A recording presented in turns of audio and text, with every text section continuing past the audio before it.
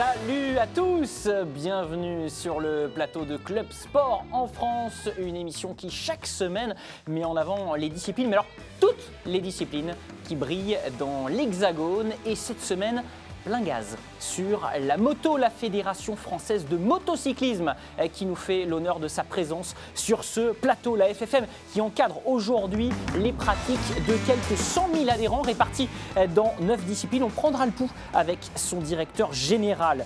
Eux ont le palpitant bien accroché. 3 champions qui portent haut les couleurs de la France seront sur ce plateau. En 2019, les différents contingents bleus ont bien fait résonner 8 fois la Marseillaise à travers le monde. Et une partie d'entre eux donc est avec nous aujourd'hui, des champions de France, des champions du monde. On commence par Loïc Larieux en enduro.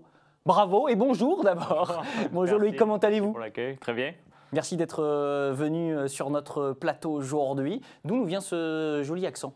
Un peu du sud de la France, donc j'habite exactement à Poussan, donc non loin de Sète, dans l'Hérault. Très bien. Donc voilà, un petit voyage ici. Bah écoutez, c'est avec plaisir qu'on vous reçoit. Lui aussi a été champion du monde en individuel en 2017, champion du monde également et effectivement plus récemment par équipe en long track. Mathieu Trésarieux est avec nous aujourd'hui. Bonjour Mathieu. Bonjour. Vous rivalisez en accent du Sud ou pas? Bon, je sais pas, peut-être. Oh non, ouais, un peu plus léger. Vous venez du Sud de la France également? Oui, de Bordeaux, à côté de Bordeaux, Montségur, un petit village à côté. Très bien. Parfait. Eh bien, on salue tout le monde dans ce joli sud-ouest qui nous est cher également. Je ne sais pas s'il a un accent, Sébastien Fourier, le DG de la Fédération française de motocyclisme. Bonjour. Bonjour. Merci de nous honorer votre présence aujourd'hui. Comment va cette fédération et comment allez-vous aujourd'hui dans cette fin de saison pour nos champions? Écoutez, je pense qu'on a vécu une très belle année 2019. C'est une fédération qui vit bien, hein, comme vous l'avez évoqué, 100 000 pilotes qui prennent une licence annuelle ou des titres de participation, de nombreux titres tout au long de l'année, avec Loïc, Mathieu et Kenny qui régulièrement trustent les premières places. On a en effet la chance d'avoir une filière de haut niveau performante qui nous offre régulièrement des champions et on est très heureux en tout cas de cette année 2019 car au-delà des champions confirmés, on a aussi une nouvelle génération qui arrive puisqu'on a des titres européens et puis on a des rookies aussi, je pense évidemment à Tom Vial sur le MX2 et puis aussi évidemment à Fabio Quartararo qui a été le rookies de l'année 2019. Donc voilà, donc on a cette génération présente et une génération qui arrive, donc je pense que pour l'avenir du sport français, en tout cas de la moto, c'est plutôt une bonne nouvelle. On va finir ce tour de table. Allez. Monsieur le DG avec Kenny Forêt qui nous fait l'honneur. Bonjour Kenny, merci d'être avec nous. Alors vous, c'est la vitesse Exactement. qui vous fait vibrer au quotidien et on va avoir l'occasion d'y revenir. Vous êtes champion de France notamment de Superbike. Exactement, en 2017. Ouais. Bravo, bravo à vous. Vous êtes venus avec un objet chacun parce qu'on aime bien rentrer comme ça dans chacune de ces disciplines en parlant eh bien de ce que vous usitez au quotidien. Et on va y revenir avec l'objet du désir tout de suite.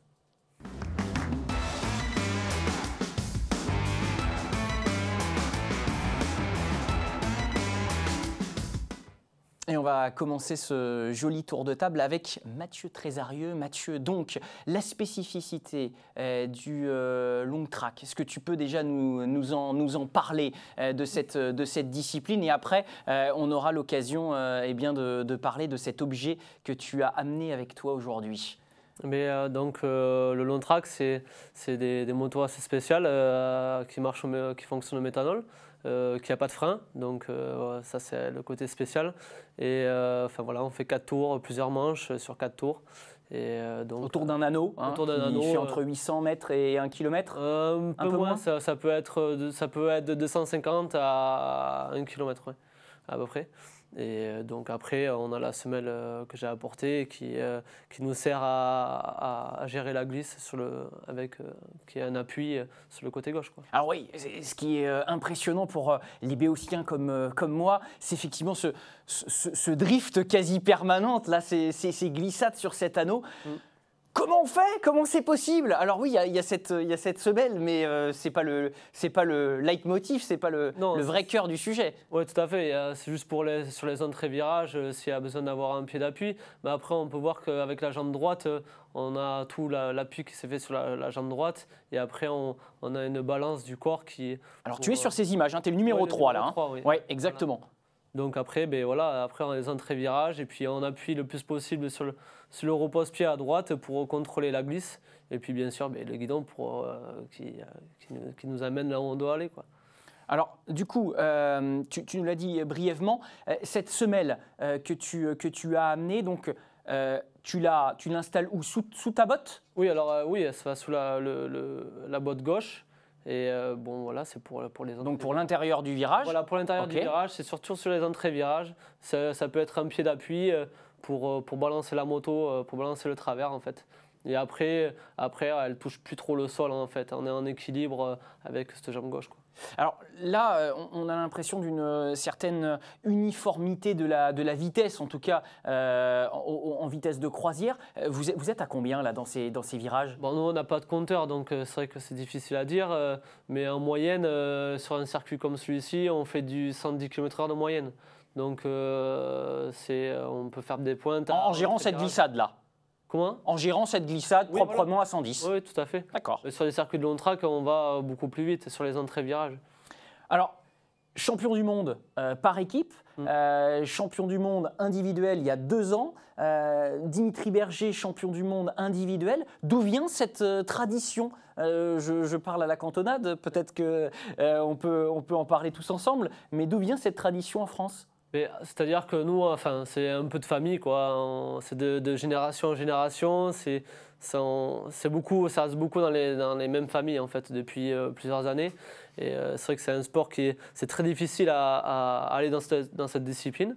Mais donc c'est pour ça ça reste quand même assez familial. Alors, qu'est-ce qui la rend compliquée justement Déjà, l'achat d'une moto, c'est compliqué d'acheter une moto. On peut pas aller dans le commerce et acheter une moto de long track ou de speedway comme ça, quoi. Donc avec Internet, maintenant, on peut... voilà, si on arrive avec les réseaux sociaux et tout, on peut aller vers les pilotes et discuter avec eux pour savoir comment se procurer une moto. Quel regard, les garçons, vous portez sur les disciplines des uns des autres? Ça peut être intéressant. Je ne sais pas, Loïc, par exemple, quand tu vois Mathieu comme ça sur ses entrées de virage, là, à être vraiment très très proche de la concurrence, limite à se respirer, à se frôler, on se dit quoi quand on est dans une autre discipline?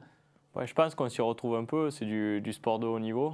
Après, forcément, quand ce n'est pas notre discipline première, on est vraiment impressionné par les images qu'il y a là, notamment. Après, je pense que ça serait intéressant parfois d'échanger et de se rendre réellement compte de la difficulté, parce que souvent, voilà, derrière un écran, on pense que les choses sont simples. Et derrière, il y a énormément de travail, de sacrifices, de techniques, et il faut vraiment développer toutes ces qualités pour performer. Donc ouais, on est qu'admiratifs devant de tel travail, et c'est super de pouvoir échanger, de les rencontrer. Et voilà, je dis à l'occasion même de s'échanger un peu notre vision de la moto, parce que ça reste de la moto, et là ils ne sont pas sur du goudron, donc c'est encore plus proche de ma discipline, donc c'est sûr qu'il doit y avoir des similitudes. Sébastien, vous voulez ajouter quelque chose? Oui, ce qu'il faut savoir, c'est que beaucoup de pilotes de vitesse pratiquent la course sur piste, notamment du flat track, pour acquérir des réflexes, notamment en termes de glisse. Et je sais que Valentino Rossi, chez lui, a d'ailleurs une piste de flat track. Et donc, cette notion de glisse est fondamentale, comme l'expliquait Mathieu. Alors, juste peut-être pour préciser, c'est une discipline qui est très régionalisée en Nouvelle-Aquitaine, qu'on essaie évidemment de développer et de faire sortir de cette région-là, parce que c'est un sport qui mérite vraiment une audience autre que cette audience régionale. Donc, on y travaille. Et puis, évoquer aussi le fait que Mathieu a été modeste, mais sachez que c'est la 2e année consécutive que l'équipe de France sont champions du monde, et c'était la première fois l'an dernier. Donc ça veut dire qu'on est vraiment rentré dans une dynamique, qu'on a su créer et fédérer autour de Mathieu des jeunes et des moins jeunes. Donc il y a vraiment une belle équipe de France, et on espère évidemment faire perdurer cette équipe encore quelques années. Alors, pour les gens qui sont passionnés de pilotage, de vitesse, qui rêvent d'embrasser ce genre de carrière, vous avez tous en commun, évidemment, ces passions-là. Est-ce que, parce qu'on en parlait un petit peu avec Mathieu, qui lui disait que beaucoup de son temps libre y était consacré, est-ce qu'on a tous la passion de la mécanique ? C'est une question qui peut se poser légitimement, j'imagine. Est-ce qu'on aime avoir les mains dans son moteur ou en tout cas dans son outil de travail principal qui est la moto est-ce que c'est obligatoire ou est-ce que c'est forcément une passion, une connaissance qui est revendiquée et indispensable, Kenny ? Pour ma part, étant en vitesse, quand j'ai commencé la moto, mon père m'a tout simplement dit que je n'aurais pas de mécano, donc je n'avais pas le choix de découvrir la mécanique. C'était encore à l'époque du 2 temps. Après, quand on est passé au 4 temps, il est vrai que pour nous, notre part, on n'a pas énormément de choses à faire parce que les catégories dans lesquelles on roule, c'est des moteurs qui sont très souvent proches de l'origine. Et je me suis un petit peu moins intéressé à l'ère 4 temps qu'à l'ère 2 temps qui était là il y a à peu près une 10-15aine d'années. Feignant, quoi. Feignant, oui et non, c'est que j'aime bien savoir comment ça fonctionne, mais par contre, je pense qu'il y a des très bons pilotes et aussi des très bons mécanos. Et je pense que c'est mieux que les mécanos continuent à bien s'occuper de la moto. Kelly, on t'a interrogé sur la partie mécanique. Ton parcours, donc toi tu es spécialiste de vitesse, tu cours notamment en superbike. Tu es venu avec une combinaison. Alors, moi, je croyais que la technologie avait énormément progressé, que la contrainte du poids n'en était pas une. Et puis, je l'ai soulevé, cette combinaison. Ça reste quand même encore des objets imposants. Ouais, oui, ça l'est un petit peu forcément parce qu'il y a quand même beaucoup de cuir. Après, ça reste une combinaison qui fait entre 4 et 5 kilos. Donc par rapport aux protections que ça nécessite, c'est pas énorme. Maintenant, elles sont un tout petit peu plus lourdes parce qu'on a un système d'airbag qui est intégré avec une petite gâchette qui est dans la bosse et qui nous permet bien sûr d'être encore plus en sécurité. Mais non, c'est bien réparti. C'est pas comme si on avait 5 kilos que sur le dos ou que sur oui, c'est pas une cotte de maille non plus, effectivement. C'est bien réalisé et il faut savoir qu'il faut quand même être assez protégé par rapport à la vitesse à laquelle on peut avoir parfois quelques petits soucis. Donc non, ça reste. En superbike, on peut atteindre quel genre de vitesse ? Après, ce sont des vitesses, ça va dépendre des circuits, mais on peut attendre. Allez, sur une ligne droite de 850 mètres. On sera aux alentours de 300 km/h. Effectivement. Le corps. Généralement, c'est rare de tomber, à 300 oui, km/h. Oui, non, faut s'être un peu. Mais disons que c'est des combinaisons qui sont faites et adaptées à ce genre de problème. La sécurité toujours en guise de leitmotiv, Sébastien, mais ces évolutions-là, elles sont effectivement liées au progrès technologique. Qu'est-ce qu'on peut améliorer dans cette volonté de sécurité en sachant, j'imagine que le zéro accident, le zéro problème n'existe pas, mais qu'est-ce qu'on améliore aussi, qu'est-ce qu'on essaye de faire du côté de la fédération ? Écoutez, on essaie, en tout cas c'est vraiment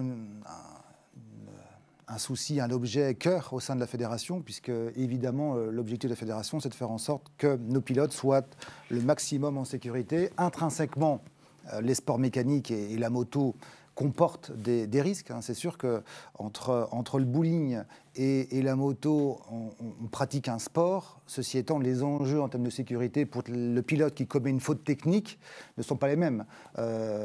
Si nos 3 pilotes présents font une micro-faute technique dans la manière d'aborder un obstacle, un danger, etc., évidemment que la sanction, elle est beaucoup plus lourde que le simple fait, potentiellement, que le simple fait d'être un peu moins performant sportivement. Donc le rôle de la fédération, c'est de faire en sorte de réduire autant que faire se peut ce risque-là. En course sur piste, on a énormément travaillé avec les clubs pour faire en sorte de sécuriser avec des boudins gonflables, ce qui a constitué vraiment une évolution considérable de ces dernières années en termes de sécurité. S'agissant de la vitesse, on travaille sur les équipements, vous l'avez évoqué, mais on travaille également sur la sécurité des circuits. Les motos sont de plus en plus performantes, les systèmes électroniques intégrés font qu'on doit toujours être attentif à la sécurisation des sites, et donc il y a des visites régulières des circuits de vitesse, comme il y a également des visites régulières de tous nos circuits de motocross pour justement veiller à ce qu'on tienne compte de l'évolution, qu'on anticipe et qu'on travaille ce sujet-là. On a parfaitement conscience que si on veut continuer à développer notre sport, on a absolument besoin de démontrer que notre sport n'est pas intrinsèquement dangereux, enfin s'il est intrinsèquement dangereux, mais qu'on fait tout et qu'on peut débuter la moto sans risque. C'est vraiment ça le message qu'on doit faire passer. On peut vraiment se faire plaisir aujourd'hui en pratiquant la moto sans se mettre en danger dès lors que on prend le temps de se renseigner pour acheter la bonne moto qui correspond à son niveau, pour aller sur le bon circuit, pour aller dans la bonne école, dans le bon motoclub, justement qui a cette approche pédagogique. C'est tout le sujet de la formation au sein de la fédération. Et évidemment que c'est un sujet qui est vraiment porté par les dirigeants fédéraux, puisqu'on a parfaitement conscience que l'objectif, c'est d'avoir des champions et limiter autant que faire se peut les blessures. Alors, en vitesse ou alors Loïc en enduro, j'imagine qu'on a conscience de tout ça. En compétition, on est, ou alors en préparation, on est véritablement au fait de ça, de ce danger ou la répétition, le fait qu'on fasse ces gammes depuis des années, qu'on soit sur cette moto, fait qu'on oublie un petit peu tout ce côté-là, que finalement, sur cette moto, on est maître de son véhicule, mais qu'il y a toujours cette petite incertitude. Ouais, c'est vrai qu'on sait qu'on pratique un sport entre guillemets dangereux, puisque du moment qu'on monte sur une moto sur du souterrain, sur des terrains accidentés, forcément il y a de la difficulté. Il y a une notion de vitesse, donc forcément il faut essayer d'allier tout ça. Donc forcément les risques sont présents de chute ou également de taper, voilà, comme je le disais, des éléments naturels comme des rochers en l'occasion, des arbres. Donc voilà, le travail des fédérations et des motoclubs, c'est d'essayer de protéger au maximum ces zones-là en mettant voilà, des matelas gonflables, en mettant des ballots de paille, en essayant de sécuriser au mieux les lieux. Après, voilà, c'est jamais infaillible. Maintenant, nous, pilotes, on se doit de rouler à notre niveau. On doit rester vachement concentré sur ce qu'on fait. On doit beaucoup travailler à l'entraînement, avoir une hygiène de vie irréprochable pour justement essayer de limiter tous ces risques liés à notre sport. Alors, toi Loïc, tu es champion du monde également. Dans ta discipline enduro, on voit de belles images qui nous ont été proposées par la fédération du reste de ces compétitions. Tu es venu également avec un casque en plateau. C'est quoi un bon casque d'ailleurs quand on fait de l'enduro? Je le vois beaucoup plus profilé que ce que j'ai pu voir évidemment en vitesse. C'est très différent. Raconte-nous ce que c'est en fait un casque pour un compétiteur de ton niveau. Un casque, je vais me mettre debout si vous le permettez. Donc ça, c'est un casque qui est issu pour le tout-terrain. Donc contrairement à ce qu'on a pu voir pour les casques de vitesse ou quoi, on a une visière qui est réglable. Donc là, pour le soleil et la projection, il faut savoir, on utilise les mêmes que ce soit en rallye raid, en enduro et en motocross. Donc c'est la même base de casque. Après, on a des ventilations. Ah oui, pour pas avoir de buée sur le visage. On a des ventilations qui sont d'origine sur le casque, qui retrouvent à plusieurs endroits. Et également, moi, j'utilise un système pour repousser mes lunettes qui fait laisser passer l'air. Donc ça, c'est très intéressant, notamment lorsqu'il y a des fortes chaleurs, pour essayer d'évacuer la transpiration du visage. Ou tout simplement se rafraîchir ou éviter la buée dans les lunettes qui sont elles démontables. Je veux dire, elles ne sont pas comme une visière sur un casque de moto de route fixé sur le casque. Je veux dire, on peut les enlever, changer la teinte des écrans. Donc ça, c'est vraiment un système à part. Et après, tous les casques doivent passer en visite via un contrôle technique qu'on appelle. Donc on passe la moto, mais on passe également l'équipement. Avant chaque course? Avant chaque course, on doit faire vérifier notre casque et vérifier par des personnes donc, compétentes qui soient en état, qui ne soient pas fissurés ou trop abîmés. Et suite à ça, on nous met un sticker pour nous montrer que le casque a été passé au contrôle avec succès. Sans ça, c'est rideau. L'utiliser. Sans ça, soit il est confisqué, soit si on se fait attraper, on n'est pas couvert par les assurances et ça serait pas très intelligent de notre part d'utiliser du matériel défectueux. Donc si ce n'est pas intelligent, ça n'est jamais arrivé à aucun compétiteur de ton niveau. Les athlètes font attention à leur santé, donc généralement ça n'arrive pas. Championnat du monde d'enduro, combien d'étapes? Il y a eu 7 épreuves de 2 journées, donc ça représente 14 journées de course de 7h30 en moyenne. Donc ça fait pas mal d'heures de moto. Vous avez alors tous peut-être besoin de qualité un petit peu différente. Quoi qu'il en soit, il y a une monture à dompter. La préparation physique, quelle est-elle ? On a entendu Loïc qui nous parle de 7h30 pour certaines séquences, grosse journée aussi en vitesse, j'imagine. Long track, on voit bien que musculairement, il faut quand même assurer. Comment ça se passe au niveau de la préparation ? C'est du foncier avant d'attaquer les courses et puis après de l'entretien, ou c'est sur toute une saison que ça se fait, Kenny ?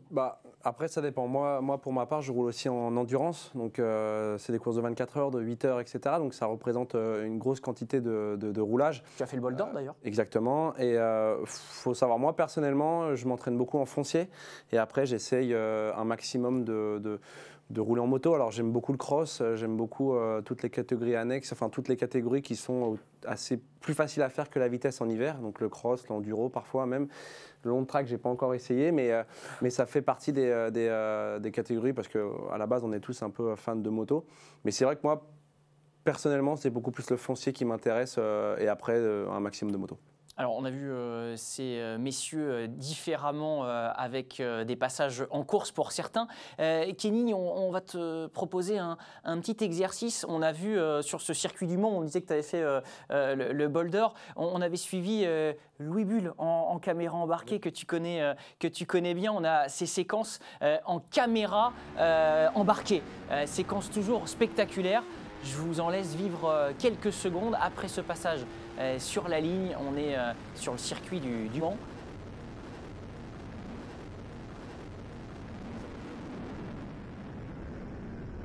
Et est-ce que tu peux, à cette sortie-là de virage, nous commenter un petit peu les passages de vitesse et cette course, là, même s'il n'est pas à 100%, hein, Louis. Non, là on est dans un virage, le virage de la Chapelle. Ça se passe en deuxième, à peu près à 90-100 km/h. Là, on va remonter, on va arriver sur le gauche du musée.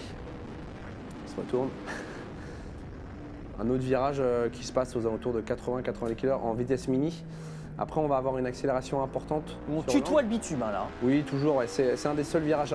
Il n'y a pas beaucoup de virages à gauche sur le circuit du Mans. Là, on va avoir un gros freinage qui arrive au virage du garage vert. Un virage assez serré, par contre, qui se passe un petit peu moins vite. On est plus à 70 km/h. Et là, on va revenir sur la dernière partie du circuit.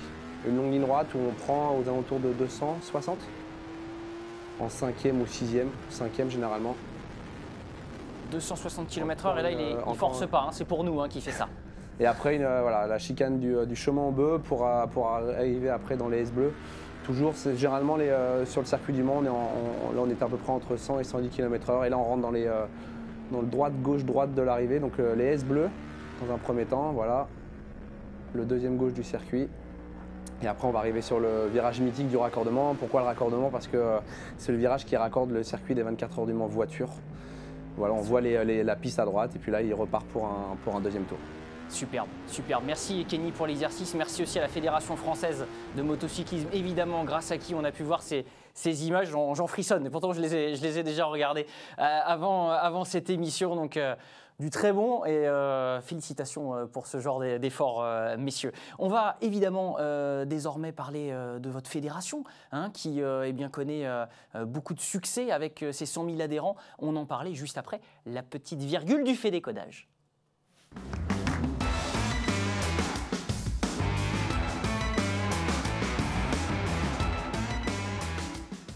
L'une des plus anciennes fédérations, et oui, que connaissent la France, près un peu plus d'un siècle même d'existence pour cette fédération française de motocyclisme. On a, Sébastien, l'excellence là autour de ce plateau. Est-ce que la fédération capitalise sur cette vitrine? Est-ce qu'elle a véritablement un impact quant au nombre de licences, d'adhésions, ou est-ce que déjà les gens à la base sont convaincus et sont des fidèles pour eux-mêmes? Comment ça se passe? D'abord, je pense que comme toute fédération, une fédération pour vivre, pour se développer, il faut qu'elle ait des champions. Clairement, c'est à travers les champions qu'on véhicule une image, qu'on véhicule une discipline. Nous, on a une petite particularité, c'est que lorsqu'on parle de moto, on ne sait pas de quelle discipline sportive on parle. Vous avez vu, entre nos trois champions, Je veux dire, certains ne se croisent peu, voire jamais, sinon sur des plateaux télé ou sur des remises de prix officielles. Mais entre la semelle de Mathieu et la combinaison de Kenny, on est sur deux mondes et sur deux sports qui sont totalement différents, complémentaires pour le haut niveau, mais deux mondes différents. Donc pour nous, fédération, chaque champion dans sa discipline permet d'accroître la notoriété et l'image de nos sports en règle générale. On n'a pas parlé motocross, dont tu Motocross, viens d'ailleurs, lui. On a une vraie culture de Motoball, motocross, etc. Bon. Donc le rôle de la fédération, c'est en effet de capitaliser, c'est profiter de ces leaders, mais c'est aussi de faire en sorte de démontrer qu'il y a des champions, mais la moto est accessible à tout le monde, et notamment à toutes ces personnes qui roulent régulièrement sur la voie publique. Un circuit de vitesse, un terrain de cross, de l'enduro, c'est facile. Évidemment, avant d'être champion du monde, il va se passer un temps considérable parce qu'encore une fois, il n'y a pas 36 champions du monde par an. Par contre, chacun à son niveau peut se faire plaisir au sein de la fédération. C'est tout le travail que nous menons. D'ailleurs, la fédération tournait à 60 000 adhérents en 2008. Aujourd'hui, on est à pas loin de 100 000 adhérents, comme vous l'avez évoqué. Donc ça veut dire qu'il y a une progression considérable du nombre de licenciés, il y a de plus en plus de pilotes qui prennent une licence chez nous, et c'est tant mieux, et il y a de plus en plus de pilotes qui fréquentent nos clubs et équipements. Pourquoi ? Parce qu'il est de plus en plus compliqué, notamment sur des belles motos sportives, aujourd'hui de rouler sur la voie publique. 70 sur le périphérique, c'est pas toujours évident en moto, donc l'idée c'est de pouvoir faciliter l'approche sur circuit, et généralement on y arrive assez facilement, parce qu'une fois qu'on a goûté au circuit, on y revient régulièrement. Alors, le message, c'est de dire, effectivement, nous, on est là pour ces gens qui ont la pratique routière, qu'on connaît, qui sont extrêmement nombreux en France, évidemment, c'est de dire, voilà, on a un encadrement des pratiques à vous proposer, des solutions avec eh bien, de la compétition, si vous le souhaitez, avec plus de 1000 épreuves organisées, je crois, et puis des sites, tout simplement, des circuits, des endroits pour pratiquer de l'enduro. La fédération, c'est plus de 1200 épreuves, c'est 700 sites de pratique. C'est 35 circuits de vitesse en France qui sont ouverts quasiment quotidiennement au sport mécanique, auto et moto. C'est aujourd'hui sur nos licenciés, on a une part de licenciés entraînement qui avoisine les 22 000 licenciés. Donc on a vraiment de l'espace et des sites et une vision loisir de nos pratiques. Et c'est vraiment le message qu'on souhaite faire passer, véhiculer à travers nos champions, c'est n'hésitez pas à venir pratiquer sur les circuits, sur les équipements, n'hésitez pas à vous faire plaisir dans des motoclubs qui sont là pour vous accueillir et faire en sorte de vous offrir du plaisir. On parlait de sécurité tout à l'heure. Je veux me lancer, je veux faire un circuit parce que Kenny m'a parlé de sa discipline, j'ai été conquis, j'ai plein d'argent à mettre, malheureusement c'est pas le cas, mais comment j'ai ce label Fédération Française de Motocyclisme qui me permet, si tant est qu'il y a un label ou un motoclub, comment j'arrive à entrer dans les girons fédéral après m'être fait cet énorme plaisir. Juste petite précision, on peut débuter la moto sans investir une fortune. Hein, non, je parle pour construire un circuit. Voilà, oui, j'étais là, je fais mon circuit. D'accord.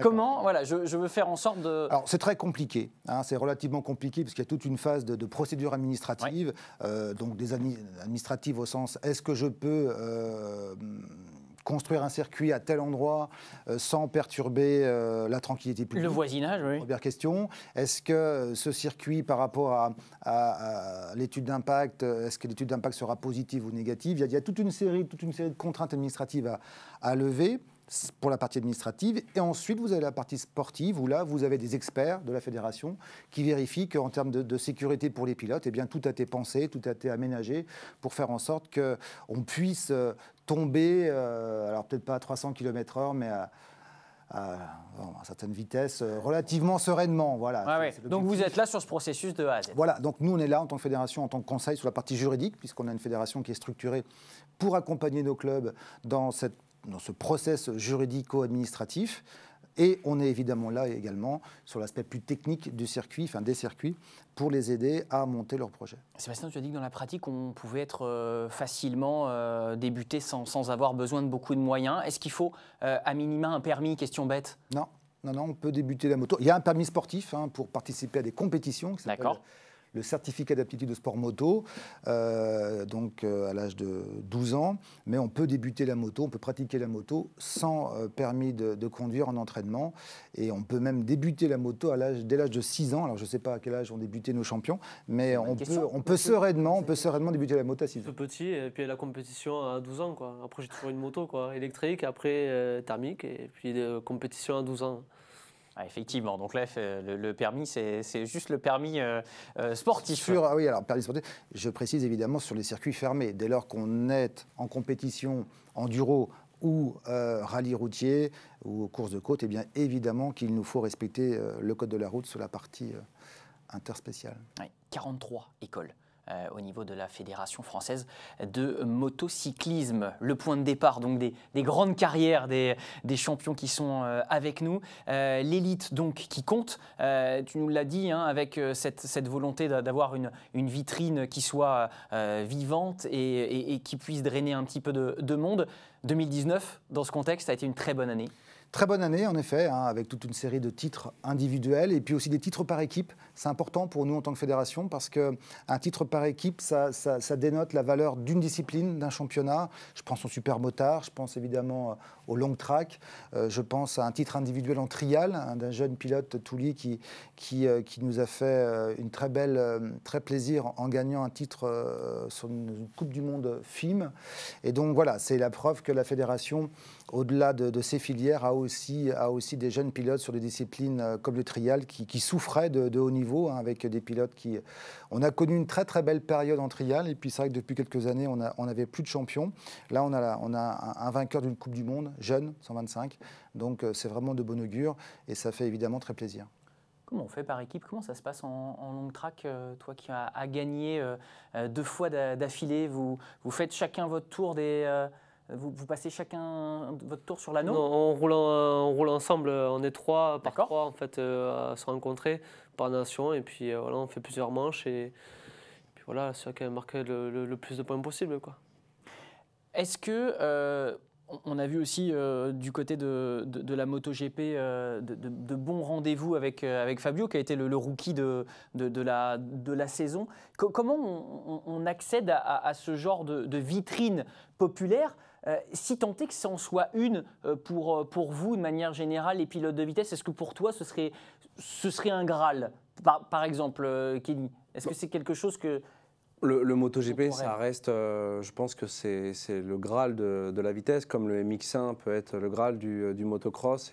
Et comme pour toutes les catégories, il y a généralement là où se retrouvent tous les meilleurs pilotes du monde. Donc ça reste, bien sûr, tous les pilotes aimeraient y aller. Maintenant, ça reste un sport mécanique. Un sport mécanique, ça nécessite parfois des budgets ou alors d'autres choses. Donc c'est pas forcément facile tout le temps. Donc, par rapport à ça, après, quand on est par exemple un pilote comme Fabio, c'est surtout le talent qui l'emmène là où il est aujourd'hui, avant que ce soit autre chose. Mais c'est l'élite, donc forcément l'élite est réservée aux meilleurs. Et après, bah, voilà, ça fait partie du jeu, quoi.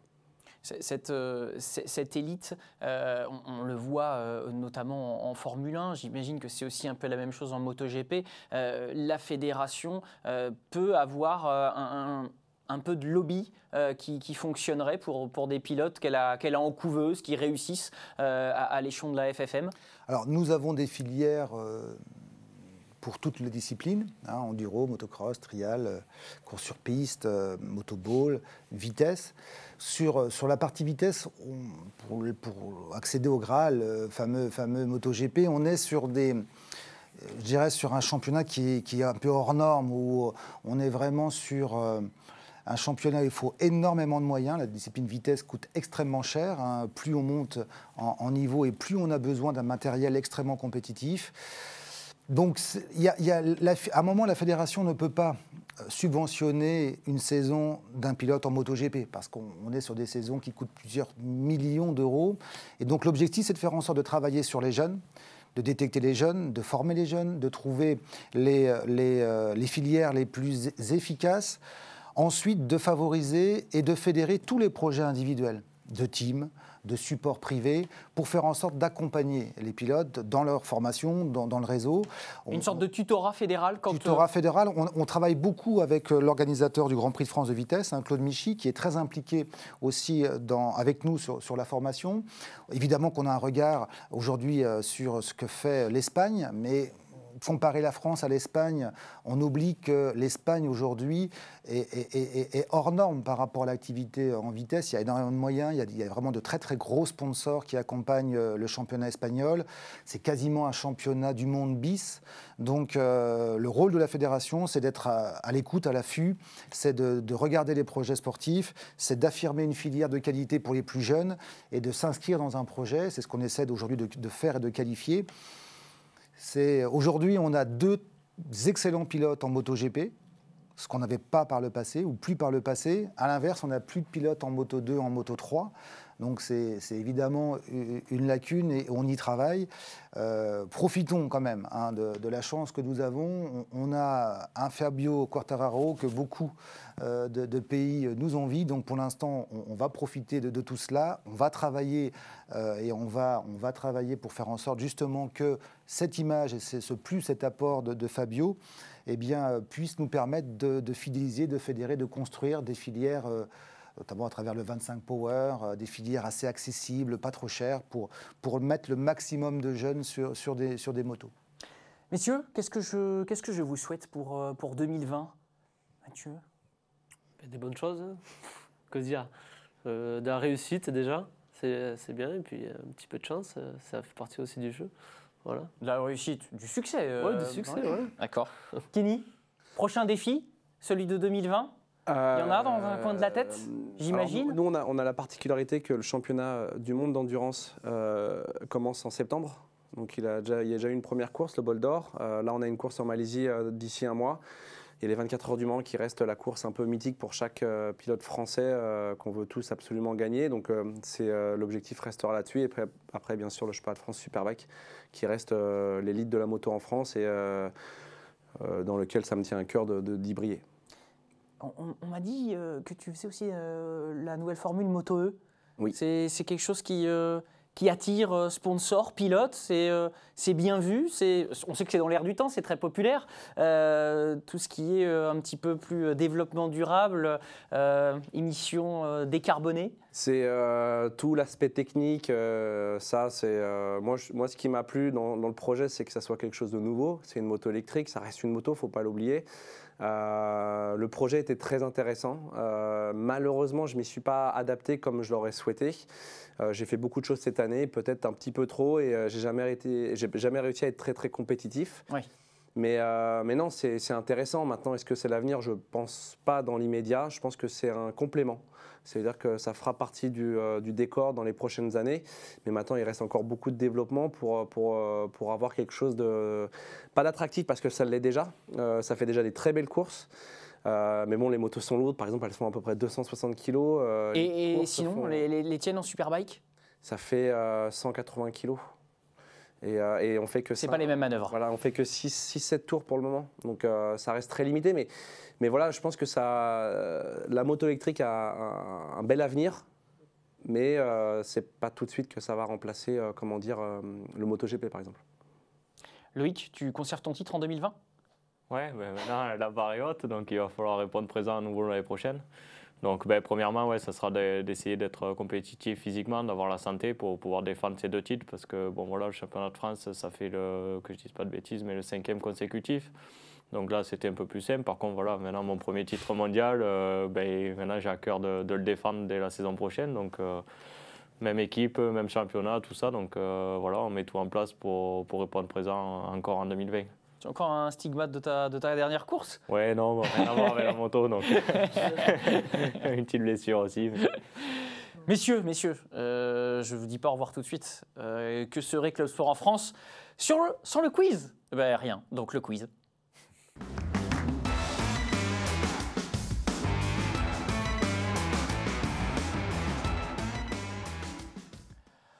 Mission est simple, vous l'acceptez forcément, messieurs.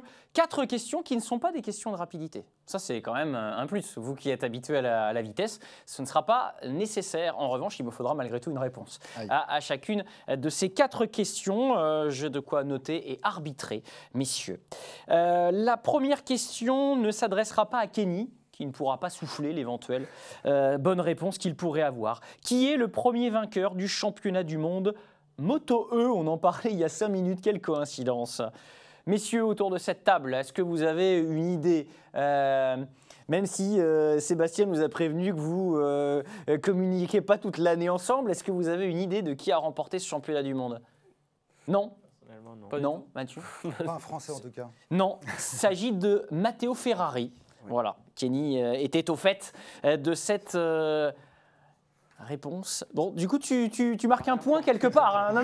Non, le fait de ne pas avoir répondu t'aide. La deuxième question ne s'adressera pas à Mathieu parce qu'il sait combien de points il a remporté quand en 2017 il est devenu champion du monde de long track.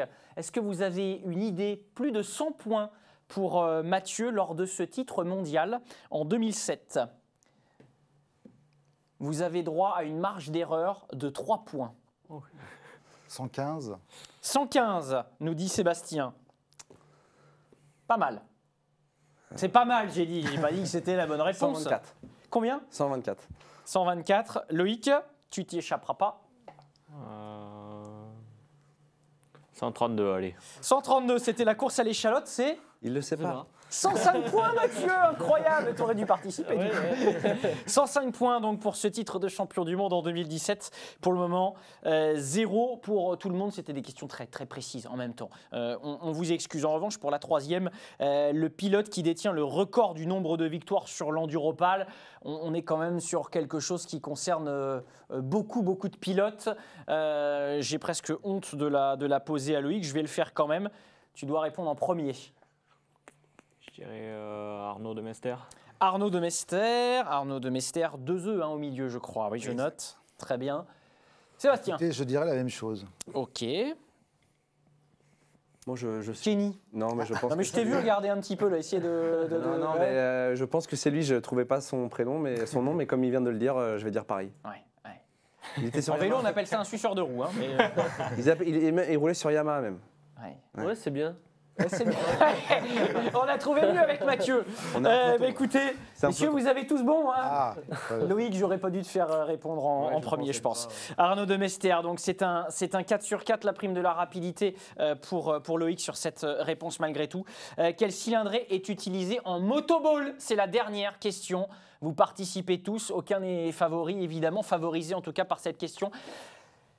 La cylindrée des motos utilisées en motoball, messieurs. 2,5. Ouais. 2,5 pour le DG. Bon, je vais dire 3,5 parce que comme ça, on va pas me traiter de comment on dit, Je vous ai pas fait de proposition. Suceur de 3,5 roue. était dans les propositions.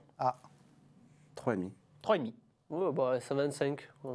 125, c'était dans les propositions, Mathieu. Bah oui. À quelle catégorie? Junior ou senior? Senior. Senior. Très bien. 300. 300 n'était pas dans les propositions. Loïc, tu m'excuseras. C'est donc Sébastien qui a la bonne réponse avec 250 cm3. Vous êtes le seul à 2 bonnes réponses. Bravo, bravo, félicitations. La Fédération française de motocyclisme était donc bien représentée aujourd'hui. Trêve de plaisanterie, merci messieurs de nous avoir accompagnés pour cet opus de Club Sport en France. On vous souhaite évidemment plein de bonnes choses pour cette fin d'année, puis surtout celle qui va s'ouvrir. Plein de succès et puis longue vie à la FFM. Merci beaucoup. À bientôt et évidemment pour vous, chers téléspectateurs, dans une semaine, un nouvel épisode de Club Sport en France. Bye bye.